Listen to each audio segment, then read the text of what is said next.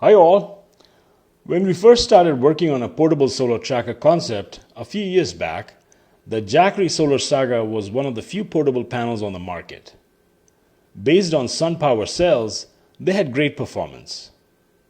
Since then, we have introduced our own panels and released Carriage adapters in two sizes, regular and small.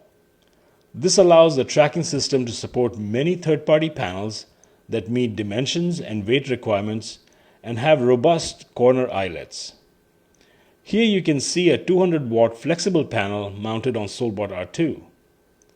The system can also support 200-watt solar blankets, capturing much more energy compared to laying them flat on the ground. Compared to pSolBot 1, the R2 doubles the gearbox torque. This additional torque allows the system to handle heavier loads. We previously published a tandem carriage concept that mounts two panels, in this case 400 watts of install capacity. While the single system can handle the panel weight, wind loading forces are a concern, given the large surface area of the two panels. For larger power capacity, having two portable systems working together is a stronger solution. Of course, it's much more sophisticated. The two systems must establish communication and elect a primary controller to dictate all subsequent movements. I've written some test code to convert R2 into a multi-machine system.